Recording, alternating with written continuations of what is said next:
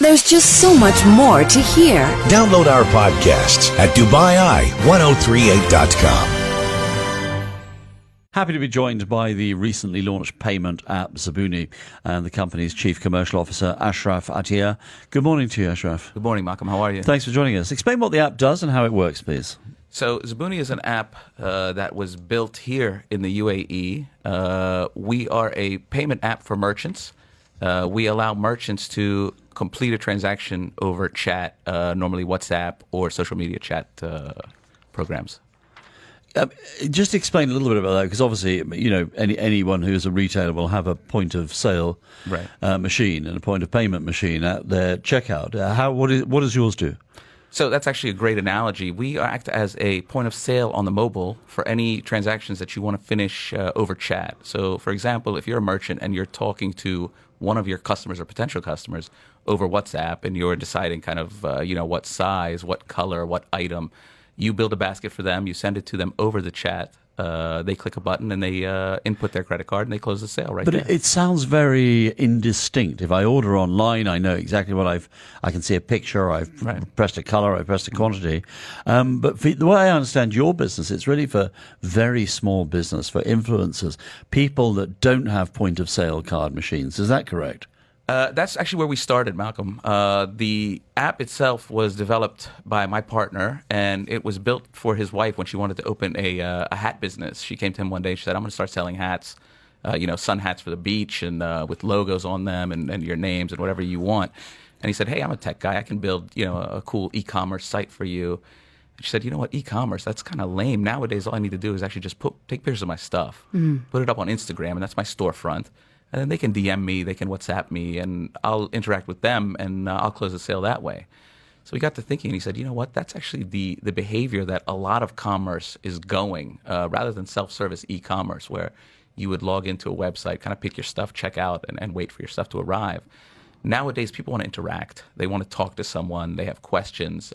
You can have a very good visual, but there still be follow-ups. And on the back of that, we've built a way during that interaction for the merchant to actually close the sale within that chat. Because it's done through social media, there's no point of sale machine to run a card through, or the payment app is attached to social media.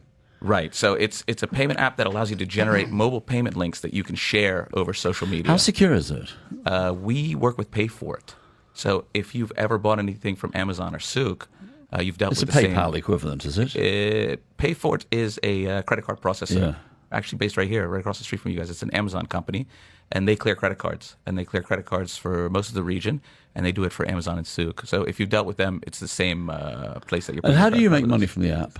We make money on credit card services. So we wrap our Pay For It ID in software that allows you to create very simple payment links to share. And we take a small percentage above the credit card processing What sort of rate. Percentage? It's 3.5% flat. That's quite a big percentage, isn't it? You said a small percentage. I mean, everyone used to be up in arms when American Express used to take 3% from merchants, and normal credit cards only took 2%. 3.5% is massive. Well, it's 3.5% for the credit card and the software that comes around with it, and we are paying most of that to Pay For It. So Pay For It takes the same credit card rates that you would take to swipe a card. But if I had my business there and I thought that you were going to be taking a chunk in between myself and Pay For It or any other payment mechanism, why would I not deal directly with Pay For It rather than through you? So smaller merchants, might not be able to get the rate that we get. We aggregate a bunch of merchants, and we're able to get a much more aggressive rate with the credit card processors. The second thing is there are a number of, let's say, regulations and time and stuff that it takes to get that ID from Pay For It, which is not all that straightforward. So how many customers have you got now? We have 20,000 downloads. So 20,000 merchants have downloaded the app. About 10% of those are active merchants, meaning so 2,000 or so. Yeah, they've done about 4 transactions in the last month. So we're talking here about social commerce as opposed to e-commerce, Correct. aren't we? Yes. Is there any way that if I was one of these small merchants, I can totally see I could use it to sell stuff over Instagram. What if I was down at one of the markets here and I just had the app on my phone? Can I do it person to person through Facebook or WhatsApp or whatever it happens to be? Yes, you can. And that's also another use case that we've had a lot of success with at your Ripes or your Arte markets, is that a lot of times people don't want to go to the ATM machine or they don't have the cash to buy the thing there. So why let that limit your sale? It is a card not present system. It means online. However, if I'm in front of you, there's nothing stopping me from sending you that payment link on your mobile and you opening up and finishing the transaction right there. I've done a similar thing. I sold a car in New Zealand once, and I stood next to someone and we opened up payment links, but we did it from our banks. We went with the same bank, but we did it from bank to bank. Will you effectively have a major competitor in the banks once that kind of technology becomes ubiquitous here? I don't think so. We actually aim to replace bank transfer. We're looking to have credit card as an option for exchanging money over bank transfers and wiring money. We think that credit card is more ubiquitous. We think it's more appropriate to the chat and to the social kind of era that we're in. And we found that customers themselves prefer it to earn points and to earn rewards and things like that.